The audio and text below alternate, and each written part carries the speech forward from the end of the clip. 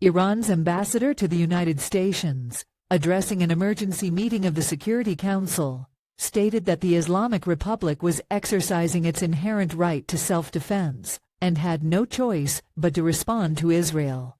The Security Council failed in its duty to maintain international peace and security, Iran's envoy, Amir Saeed Iravani, insisted. Therefore, Tehran had no choice but to respond, he said, adding that his country does not seek escalation or war, but will respond to any threat or aggression. He also lashed out at Israel.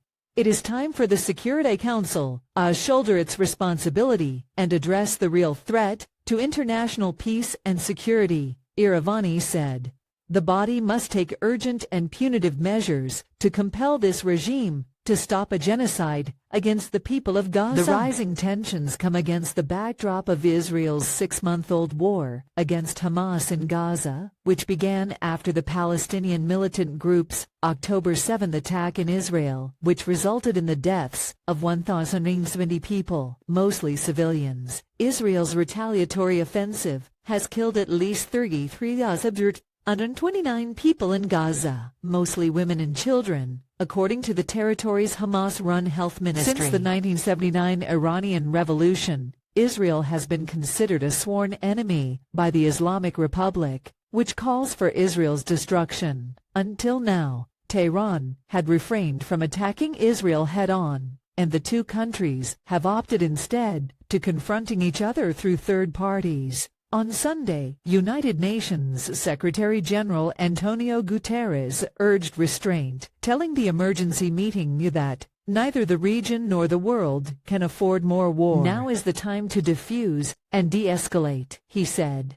Guterres also repeated his condemnation of Iran's strikes on Israel and the attack on Iran's consulate in Damascus. It's time to step back from the brink, Guterres said. Both the UK and US condemned Iran's attack on Israel during an emergency meeting of the UN Security Council on Sunday. It comes as the US assisted Israel in shooting down dozens of drones and missiles fired by Iran in what was the first time it had launched a direct military assault on Israel. Israeli authorities said 99% of the inbound weapons were shot down without causing any significant damage. The United States condemns in the strongest terms the unprecedented attack on the State of Israel by the Islamic Republic of Iran and its militant proxies and partners. Robert Wood, U.S. Deputy Ambassador to the UN, told the Security Council in response to the attack. He urged members to unequivocally condemn Iran's aggressive actions and call on Tehran and its partners and proxies